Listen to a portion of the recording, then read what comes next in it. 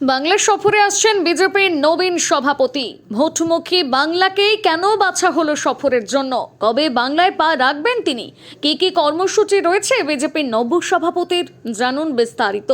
দলীয় সূত্রে জানা গিয়েছে, আগামী 27শে জানুয়ারি থেকে শুরু হবে নীতিনের এই সফর। ইতিমধ্যে সেই সূচি প্রস্তুত হয়ে গিয়েছে। মূলত দলের সংগঠন মজবুত এবং কর্মীদের সঙ্গে সরাসরি যোগাযোগ রাখাই এই সফরের মূল লক্ষ্য বলে জানা গিয়েছে। সফর সূচি অনুযায়ী 27শে জানুয়ারি বিকেল 4টে নাগাদ নবীন এই সভাপতির অন্ডাল বিমানবন্দরে পৌঁছানোর কথা।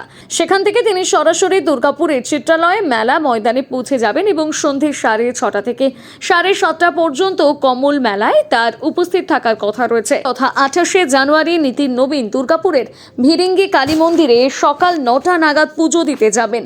সেদিনই সকাল 10:30 থেকে দুপুর 1:45 পর্যন্ত তিনি দুর্গাপুর পূর্বের চিত্রালয় মেলা ময়দানে বর্ধমান বিভাগীয় কার্যকর্তা সম্মেলনে যোগ দেবেন।